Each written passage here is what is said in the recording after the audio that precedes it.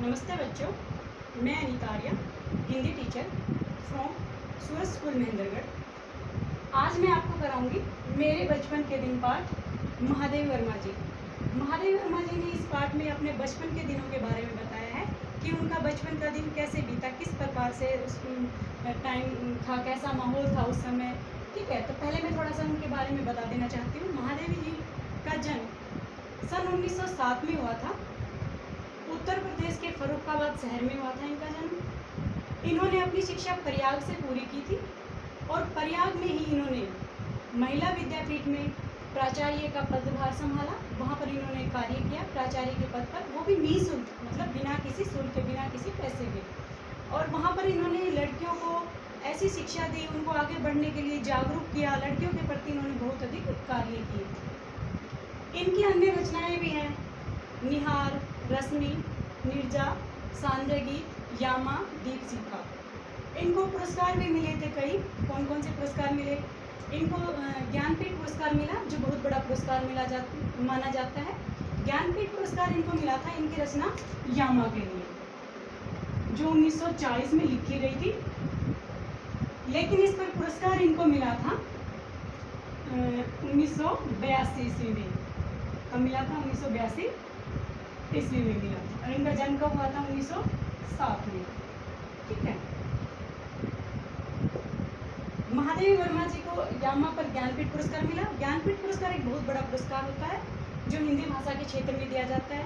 ज्ञानपीठ पुरस्कार हिंदी भाषा के क्षेत्र में सबसे पहले मिला था छायावादी कवि थे सुमित्रानंदन पंत, उनको मिला था। और इनको चौथे नंबर पर हिंदी भाषा में ज्ञानपीठ पुरस्कार मिला था 1982 में। ये सभी भाषाओं को मिलता है, लेकिन हिंदी भाषा की बात करते हैं तो हिंदी भाषा में चौथे नंबर पर इनको मिला था। सबसे पहले सुमित्रानंदन पंत को मिला था। छायावाद के कवियों में महादेवी वर्मा का नाम लिया जाता है। छायावाद के 4 कवि माने जाते हैं, सुमित्रानंदन पंत और जयशंकर प्रसाद और सूर्यकांत त्रिपाठी, निराला, और चौथी थी महादेवी वर्मा जी। तो इनको यामा पर क्या मिला था? ज्ञानपीठ पुरस्कार। फिर इनको मिला था पद्म भूषण पुरस्कार से भी भारत सरकार ने इनको नवाजा था। और इनको इसके अलावा और भी पुरस्कार मिले थे, जैसे शेक्सपियर पुरस्कार, मांगला पारितोषिक पुरस्कार, ये पुरस्कार भी इनको मिले थे। इन्होंने अपनी जो रचनाएं हैं वो आज़ादी के आंदोलन से प्रेरित होकर लिखनी शुरू की थी। और इनकी रचनाओं में इन्होंने शोषित वर्ग, पीड़ित वर्ग जो है, पशु पक्षियों से संबंधित रचनाएं लिखी इन्होंने। और इनकी जो रचनाएं हैं उनके अंदर जैसे संस्मरण, रेखाचित्र, ये तो सबसे अधिक फेमस, परिचित इन्हीं के रहे हैं। संस्मरण, रेखाचित्र सबसे ज़्यादा प्रसिद्ध इन्होंने लिखे थे, महादेवी वर्मा जी ने लिखे थे। महादेवी वर्मा जी छोटी आयु में ही विधवा हो गई थी और इनकी मृत्यु हुई थी सन 1987 में। ठीक है, ये था इनका थोड़ा सा जीवन परिचय। पहले अब इसका जो पार्ट है हमारे सिलेबस में, मेरे बचपन के दिन, तो इसमें इन्होंने बताया, सबसे पहले बताते हैं, हम लेते हैं इनके बचपन की स्मृतियाँ। इन्होंने बताया कि बचपन की स्मृतियाँ क्या होती हैं। बचपन की स्मृतियों में विशेष आकर्षण होता है। बचपन की जो स्मृतियाँ होती हैं उनमें एक प्रकार का विशेष आकर्षण होता है। बचपन में जो संस्कार मिलते हैं वो ताउम्र हमारे अंदर रहते हैं, वो हमेशा हमारे अंदर रहते हैं। बचपन में हम जो कार्य करते हैं वो हमें जैसे याद आते रहते हैं, हर ताउम्र याद आते रहते हैं कि हमने बचपन में ये किया था, हमने बचपन में वो किया था। बचपन एक ऐसी चीज़ है जिसको भुलाया नहीं जा सकता। बच्चे बचपन में बड़े खुश भी रहते हैं क्योंकि बचपन में उन्हें किसी प्रकार की कोई टेंशन, कोई परेशानी नहीं होती। ना तो उन्हें घर गृहस्थी की होती है, ना उन्हें आर्थिक संबंधी होती है कि भाई हमारे पास पैसे नहीं है। इस तरह से वो बिल्कुल ही समस्याओं से दूर रहते हैं। तो बचपन इस प्रकार से उन्होंने बचपन के बारे में बताया है। उसके बाद अगला पॉइंट इन्होंने लिया है उस समय लड़कियों के संबंध में विचार कि उस समय लड़कियों के संबंध में किस प्रकार के विचार थे। उस समय जो लड़कियां थी उनको मतलब पैदा होते ही मार दिया जाता था। लड़कियों के संबंध में अच्छे विचार नहीं थे उस समय के। जब लड़की पैदा होती थी तो उसको मार दिया जाता था। लेखिका के परिवार में भी, लेखिका 200 वर्षों के बाद इसका जन्म हुआ था इनके परिवार में। वो भी किस कारण से, इसके पिता ने काफ़ी मन्नत की थी, दुर्गा पूजा की थी, तब जाकर इनके परिवार में महादेवी वर्मा जी पैदा हुई थी। और इनके जन्म के समय इनके घर में काफ़ी खुशियाँ मनाई गई थी। लेकिन और जो लड़कियाँ थी उस समय जिन उनका जन्म होता था तो किसी प्रकार की कोई खुशी नहीं मनाई जाती थी। तो इनका जो था इनकी अच्छी खातिर हुई, मतलब इनके जन्म पर काफ़ी खुशी हुई लोगों को, इनके परिवार वालों को।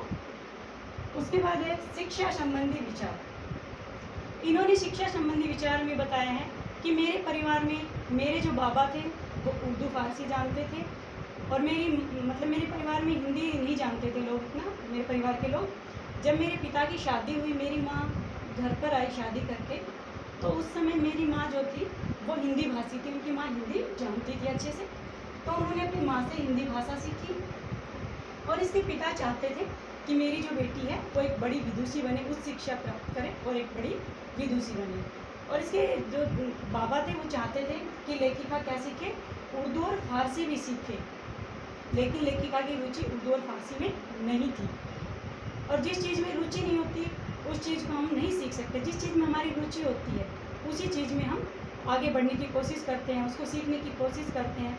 तो इनकी रुचि उर्दू फारसी में नहीं थी। जब मौलवी साहब इनको उर्दू और फारसी सिखाने आते तो ये क्या करती, चारपाई के नीचे छुप जाती थी।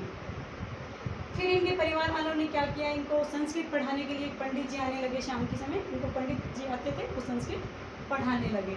तो इस प्रकार उन्होंने शिक्षा प्राप्त की। और पहले उनका एडमिशन उनके घर वालों ने मिशनरी स्कूल में करवा दिया था, जहाँ पर ईसाई लोगों का स्कूल था वो, लेकिन वहाँ का वातावरण अलग था, वहाँ की प्रार्थना अलग थी, तो वहाँ पर इनका मन नहीं लगा ये स्कूल जाने के लिए। अगर इनके घर वाले ज़बरदस्ती इनको स्कूल भेजते तो ये वहाँ जाकर जाने के लिए रोना धोना शुरू कर देती, स्कूल जाने के लिए मना कर देती थी। उसके बाद इनके परिवार वालों ने इसका admission Cross West Girl College में करवाया, तो वहाँ पर अच्छा वातावरण लगा इनको, तो वहाँ पर इनकी पढ़ाई की इन्होंने। उसके बाद इन्होंने लिया है छात्रावास का वातावरण, कि छात्रावास का वातावरण कैसा था।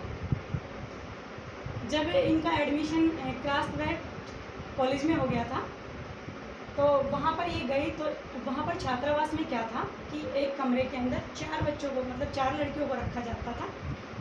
तो छात्रावास में ये गई तो इनसे पहले इनके रूम में 4 लड़कियाँ और रहती थी इनके कमरे में।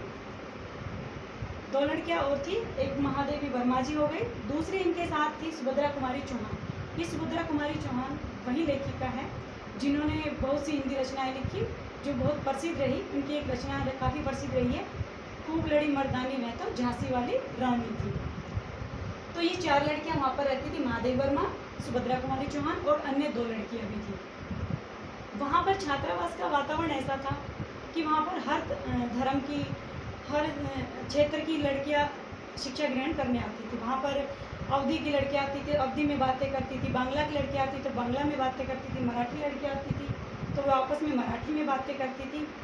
और लेकिन शिक्षा सबको कैसी दी जाती थी, हिंदी और उर्दू ही पढ़ाया जाता था। लेकिन जब वो आपस में बातें करती थी तो वो किस में करती थी, अपनी जो क्षेत्रीय भाषा है, अपनी जो भाषा है उसी में बातें करती थी। और वहाँ का जो मेस था जहाँ पर खाना बनाया जाता है, मेस जहाँ पर खाना बनता है, जिस जगह पर खाना बनाया जाता है, मेस का वातावरण ऐसा था कि वहाँ पर सिर्फ शाकाहारी भोजन ही बनता था। उस भोजन में प्याज का भी प्रयोग नहीं होता था। ऐसा नहीं था कि वहाँ पर भाई हर धर्म की, हर क्षेत्र की लड़कियाँ रहती है तो हर तरह का भोजन बनता हो, नहीं, ऐसा कुछ नहीं था। वहाँ पर सिर्फ शाकाहारी भोजन बनता था, प्याज का भी प्रयोग नहीं किया जाता था। और हाँ, वहाँ पर जब प्रार्थना होती थी वो भी सबकी एक ही जगह पर होती थी, सब लोग मिलकर एक ही जगह पर प्रार्थना करते थे। किसी प्रकार का कोई वाद विवाद, कोई लड़ाई झगड़ा कुछ भी नहीं होता था उनके अंदर, सब बड़े प्रेम भाव से रहते थे। अगला पॉइंट उनका है कविताएं लिखने की प्रेरणा, कि उनको कविताएं लिखने की प्रेरणा कहाँ से मिली, किससे मिली। पहले तो उन्होंने सबसे पहले प्रेरणा उनको अपनी माँ से मिली। जब बच्चा सबसे पहले अपनी माँ से ही सीखता है, जो कुछ सीखता है अपनी माँ से सीखता है बच्चा, क्योंकि माँ के करीब ज़्यादा होता है, माँ के पास अधिक समय बिताता है, तो बच्चा अपनी माँ से कुछ ज़्यादा ही सीखता है। तो इन्होंने क्या किया, अपनी माँ से सीखा। इनकी माँ हिंदी भाषी थी तो इन्होंने अपनी माँ से हिंदी भाषा सीखा। इनकी माँ पूजा पाठ में भी काफ़ी रुचि रखती थी।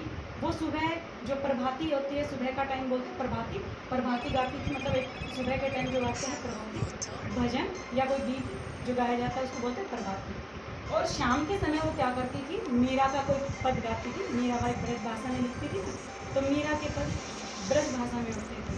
तो इन्होंने वहाँ से माँ से ब्रज भाषा सीखी। और उसकी माँ भगवत गीता वगैरह भी करती थी, तो इस कारण उन्होंने संस्कृत भी सीखी। उसकी माँ ने उनको एक पंचतंत्र रचना है वो पढ़नी सिखाई। पंचतंत्र रचना में क्या था, ये बहुत अच्छी पुस्तक है, मैं चाहती हूँ आप लोग भी उसको पढ़ें। उसमें क्या है, नैतिक शिक्षा से संबंधित जानकारी मिलती है, उसमें कहानियाँ थी और अंत में क्या था, नैतिक शिक्षा मिलती थी उन कहानियों से। तो उसकी माँ ने उसको पंचतंत्र पढ़ना सिखाया।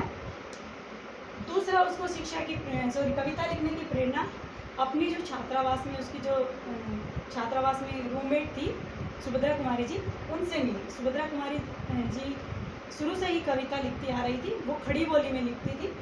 तो महादेवी जी वर्मा को उनसे भी प्रेरणा मिली, उनको देखकर उन्होंने भी कविता लिखना सीखा। एक बार महादेवी वर्मा की से पूछा गया, सुभद्रा कुमारी चौहान ने पूछा कि महादेवी जी आप कविता लिखते हो? तो उन्होंने कहा नहीं, मैं कविता नहीं लिखती, क्योंकि वो डर गई थी। उनको लगा कि देखो ये इतनी अच्छी कविता लिखती है, तो कहीं मेरी कविता का मजाक ना बना ले कि भाई मैं तो ऐसे ही लिखती हूँ, मुझे अभी अच्छे से लिखना नहीं आता। तो उन्होंने कहा कि तुम कविता लिखती हो? उसने कहा नहीं, मैं कविता नहीं लिखती। लेकिन वो तो उसकी सहेली थी, सहेली को तो सब कुछ पता होता है जो साथ रहती है। तो उसने क्या किया, उसकी जो बेंच थी, उसकी जो डेस्क थी, उसकी चेकिंग करनी शुरू कर दी, उनकी तलाशी ली। तो वहाँ तलाशी ली गई तो उसकी बेंच पे काफ़ी पेज मिली, उसकी कविताएं मिली, रचनाएं मिली। तो उन्होंने कहा ये क्या है। वो उनको लेकर पूरे हॉस्टल में, पूरे छात्रावास में घूमने लगी, सबको दिखाने लगी सुभद्रा जी कि देखो ये कितना अच्छा लिखती है, बहुत अच्छा लिखती है। उसने उसको कहा कि तुम वास्तव में बहुत अच्छा लिखती हो। तो इस कारण उनको बड़ी प्रेरणा मिली, खुशी मिली कि देखो मैं भी अच्छा लिख रही हूँ। तो दोनों क्या करती थी, दोनों साथ मिलकर तुकबंदी मिलाने लगी, साथ मिलकर लिखने लगी। जब हॉस्टल की अन्य जो लड़कियां थी वो खेलती रहती थी, लेकिन वो दोनों क्या करती थी, खेलती नहीं थी। छात्रावास में ही एक पेड़ था, तो दोनों क्या करती थी, उस पेड़ के टहनी पर बैठ जाती और टहनी पर बैठकर तुकबंदी मिलाती, आपस में कविता करती थी। तो इस कारण उनको एक प्रेरणा अपनी माँ से मिली, दूसरी प्रेरणा अपनी सहपाठी सुभद्रा कुमारी चौहान से मिली। वैसे सुभद्रा कुमारी चौहान 7वीं क्लास में पढ़ती थी, वो उससे 2 साल बड़ी थी, और महादेवी जी 5वीं क्लास में उसका एडमिशन हुआ था क्लास 12 स्कूल में। उसके बाद अगला पॉइंट है गांधी जी का सत्याग्रह आंदोलन। जब 1917 के अंदर वो क्लास 12 कॉलेज में थी, तो उस समय गांधी जी का सत्याग्रह आंदोलन चल रहा था। तो उनका जो छात्रावास था वहीं पर एक आनंद भवन था। आनंद भवन के अंदर क्या था कि जो स्वतंत्रता सेनानी थे उनसे संबंधित वहाँ पर चर्चाएं होती थी, वहाँ पर वो लोग अपना मतलब एक प्रकार का समारोह रखते थे। तो गांधी जी वहाँ पर आते जाते रहते थे। वो लोग भी क्या करते थे, जो बच्चे थे वहाँ के छात्रावास के, वो लोग अपनी जो पॉकेट मनी, घर से जो जेब खर्च मिलता था, उसमें से पैसे बचा बचा कर महात्मा गांधी जी को देते थे। क्यों? क्योंकि सबको लगता था, सबको स्वतंत्रता अच्छी लगती थी, सब चाहते थे कि हमें स्वतंत्रता मिले, आज़ादी मिले, क्योंकि उस समय अंग्रेजों का हमारे ऊपर राज था। तो सब लोग चाहते थे कि हम स्वतंत्र हो, सबको स्वतंत्रता अच्छी लगती थी, तो सब लोग अपनी भागीदारी निभाना चाहते थे उसमें।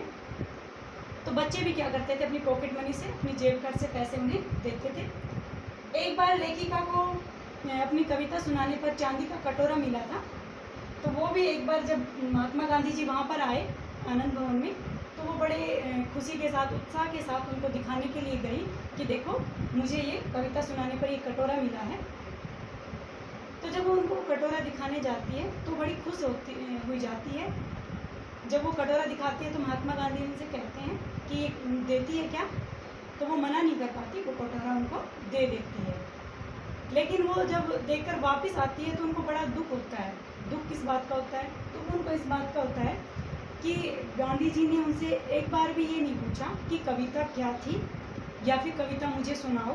क्योंकि देखो लगता है तो है कि हम किसी चीज़ पर हमें इनाम मिले तो उसके बारे में लोग पूछे कि किस चीज़ पर मिला, कैसी थी। तो उसको भी था कि वो मुझसे कविता सुने, मेरे से कविता के बारे में पूछे, तो मैं उनको बताऊं कि कविता क्या थी और उनको मैं कविता सुनाऊँ जिस पर मुझे इनाम मिला। ऐसी कौन सी अच्छी कविता थी जिस पर मुझे चांदी का कटोरा मिला।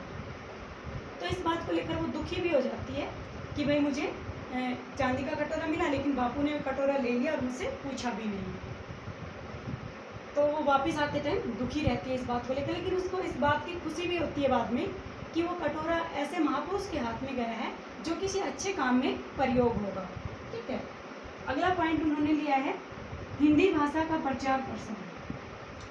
प्रचार प्रसार, उस समय जो हिंदी भाषा का काफ़ी प्रचार प्रसार था। उस समय हिंदी भाषा को लेकर कवि सम्मेलन होते थे।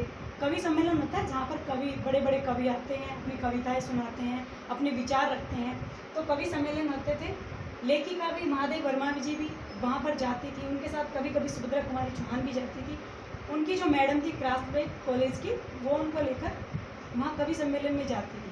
कवि सम्मेलन में बहुत कवि आते थे। कवि अध्यक्ष होते थे अयोध्या सिंह उपाध्याय हरिओं जी, जो बहुत बड़े हिंदी के कवि हैं, जिन्होंने प्रिय प्रवास नामक खड़ी बोली सबसे बड़ा महाकाव्य लिखा है। कवि श्रीधर पाठक जी होते थे। कवि जगन्नाथ दास रत्नाकर जी होते थे। इस प्रकार जो हिंदी के बड़े बड़े कवि विद्वान हैं, वो वहाँ पर उनके अध्यक्ष होते थे कवि सम्मेलन के। तो वहाँ उस समय हिंदी का भी काफ़ी प्रचार प्रसार था।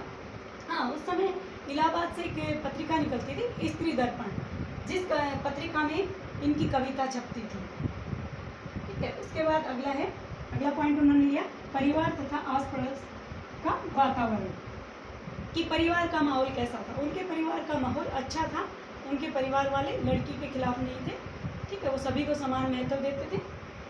और उसके परिवार का जो पड़ोस था, उनका पड़ोस था, वो किसी मुस्लिम का था, जो जवारा के नवाब थे, जिनकी नवाबी अंग्रेजों ने छीन ली थी। उनकी पत्नी थी बेगम साहिबा। बेगम साहिबा का स्वभाव बहुत अच्छा था। मतलब उस समय जो सांप्रदायिक सद्भावना थी लोगों की बहुत अच्छी थी।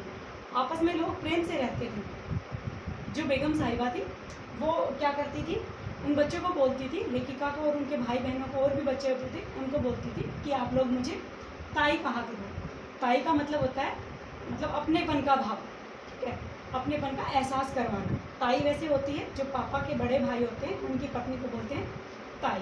तो उन्होंने कहा कि आप लोग मुझे ताई कहा करो।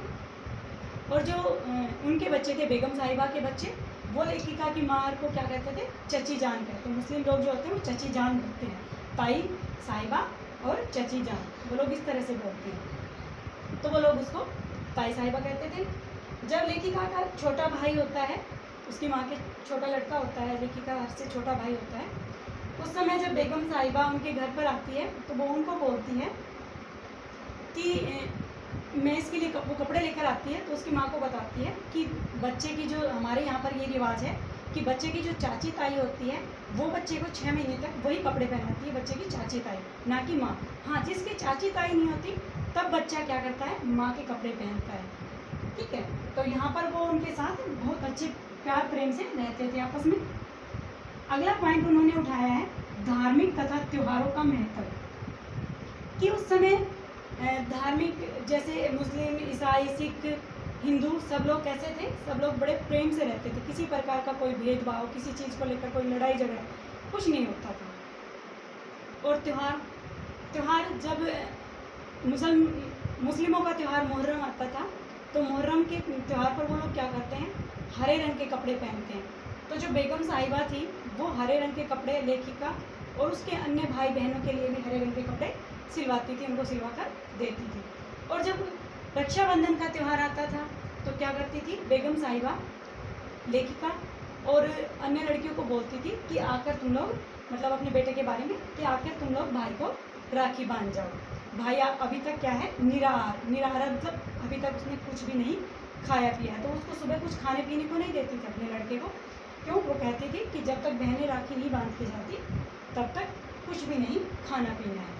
तो इस प्रकार से वे लोग अपना त्यौहार था आपस में मिलजुल कर मनाते थे। हाँ, जब उन लोगों के जन्मदिन आते थे तो मुस्लिम लोग जन्मदिन होते थे तो वो लेखिका के घर में मनाते थे, लेखिका का जन्मदिन होता था तो वो बेगम साहिबा के घर में मनाते थे। आपस में यूँ बदलते रहते। अंत में उन्होंने बताया परिस्थितियाँ थी, उस समय कैसी परिस्थितियाँ थी। उस समय जो परिस्थितियाँ थी, सांप्रदायिक सद्भावना जो थी वो बड़ी अच्छी थी। लोगों में किसी प्रकार का कोई विवाद नहीं था, जाति को लेकर, धर्म को लेकर कोई भेदभाव नहीं था। सब बड़े प्रेम से रहते थे, आपस में मिलजुल कर रहते थे, किसी प्रकार का कोई भेदभाव नहीं था। आज जो है परिस्थितियाँ बदल चुकी है। आज लोग धर्म को लेकर, जाति को लेकर, क्षेत्र को लेकर आपस में लड़ते झगड़ते रहते हैं, कटते मरते रहते हैं। आए दिन न्यूज़पेपर में और न्यूज़ में ये बातें छपती रहती है कि वहाँ पर इस क्षेत्र धर्म को लेकर झगड़ा हुआ, जाति को लेकर झगड़ा हुआ। तो आज परिस्थितियाँ बिल्कुल बदल चुकी हैं। तो लेखिका कहती है कि देखो, अगर पहले वाली सांप्रदायिक सद्भावना आज भारत में होती तो भारत के 2 टुकड़े नहीं होते। तो उन्होंने बताया है कि जो वर्तमान परिस्थितियाँ हैं वो बिल्कुल ही बदल चुकी है पहले के बीच। पहले वाली जो परिस्थितियाँ थी वो एक सपन सा नज़र आती है, एक सपना सा दिखाई देती है। अब मैं उसके बारे में सोचती हूँ तो मुझे सपना सा नज़र आता है। तो इस पाठ में उन्होंने यही बताना चाहा है कि भारतीय जीवन के बारे में उन्होंने इस पाठ में बताया कि भारतीय जीवन उस समय किस प्रकार का भारतीय जीवन था।